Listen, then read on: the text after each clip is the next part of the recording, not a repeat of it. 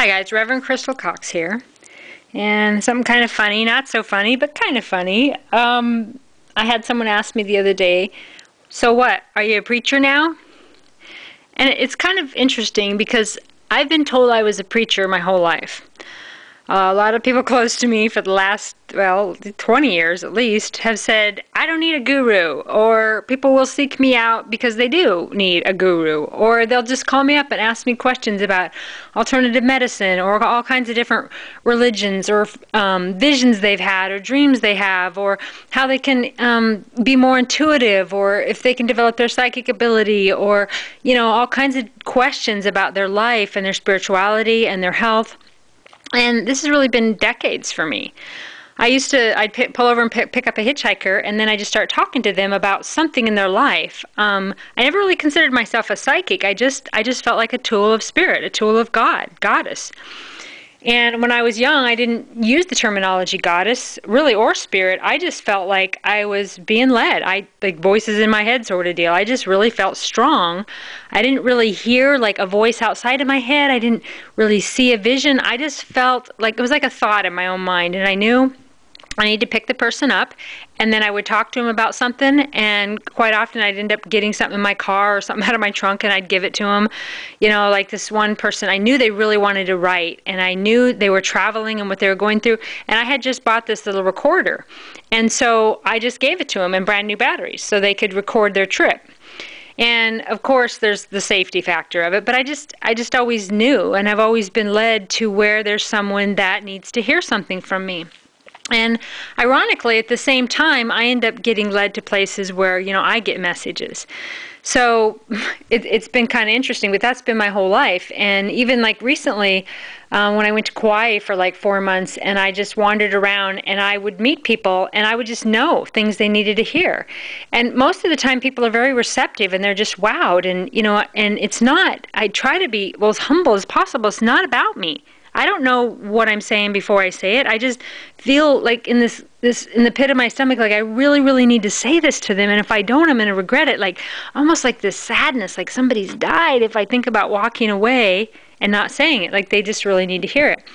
This one couple I met out in the water, I was neck deep in the water and just kind of swimming around. And I just started talking to them. And this amazing stuff just came out.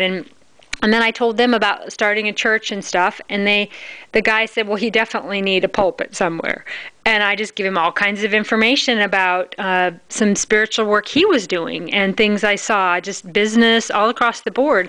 And about an hour later, he sought me out on the beach and sat with me and asked me a whole bunch more questions. And it was just a really cool and validating experience. And for me personally, I get so excited. It's like a kid at Christmas is all I can akin it to, is because I just get I vibrate really high, my hands feel really warm, I get really giddy and excited when Spirit's moving through me, when I'm telling something to somebody that I know that Spirit wants me to tell them. And it's quite often it's sad because it's rejected in a way of like the people don't feel like that's quite right for them. But even those, it ends up months later or sometimes even years later or even a decade later in some cases where people are like, you were right. And I'm like, well, thank you for that. But I wasn't the one giving you the message. Your spiritual guides, Spirit, God was giving you this message, and apparently you digested it when you actually needed to hear it. So I'm just a tool, and I make myself available. And I've actually said prayers, even in my teenage years, that I was available to answer prayers of, I know it's almost like a Hallmark movie or something where people will pray to God or talk to their angels, and I'm available. So if I'm in the vicinity where I can help anybody that's prayed or asked angels or asked Spirit for help, if there's anything I can do, I make myself available like that. So I'm on call for God. And I've been that way my entire life. So when people say, are you a preacher now? And kind of make fun of me calling myself Reverend Crystal Cox. I chose Reverend because I like priestess, but Reverend seems strong, and there's Reverend Mother. That's a lot of women that use that term, and I just think that it sounds strong, and I like it. It feels good to me, and so that's kind of what I'm going with. And I feel like in this society, you kind of need a label. Everybody's got their job and something they do, and I feel like this is my work and this is my job, and so I call myself Reverend. And I know that people laugh at me and they say it to me derogatory in the way of, what are you, a preacher now, whatever. But people that have known me my whole life, or even these strangers, if I crossed over right now and I had to review it all, I would think there would be a large amount of people my entire life. Even my mom tells me when I was a baby at the store, trying to get people's attention and make them smile and be dedicated at getting their attention so that I could make them smile. And it's kind of been my whole life. And I've been I'm empathic, but I've met some people who are way more of an empath than me. I'm more like experience emotions heavily. I'm here in this lifetime, I know, in a big way to learn about emotions. They kind of derail me and control me at times, and I'm really trying to master that. And so I'm kind of like, I can only liken it to the contractor that never finishes their own house. I know a lot of stuff about a lot, and I love guiding people in alternative medicine and spiritual things and really making people's lives better and helping to lead them in a good direction, whether they go that way or not. I love that energy coming through me, but I also seek that out in people that are like me, and then I try to make my life better. And I stumble and I fall, and I do better. I stumble and I fall. I have some things I've been working on, since I first recognized them, 30 years ago, and I'm still struggling with those same issues. And so I am not preaching to say, I know best and I'm better than you. I'm preaching to people and being this guru or this guide because I know this stuff. Spirit moves through me. I'm a big reader. I've been a big reader my whole life. My mom used to call me a big reader when I was a kid. And I just love reading. I love digesting information and studying. And I like to regurgitate that when people need to hear that. Quite often people don't want to hear it. So it's like for me to get into a platform of where I'm around the people that want to hear it, or doing things on the internet where they find me when they need me or want me or when Spirit leads them to me.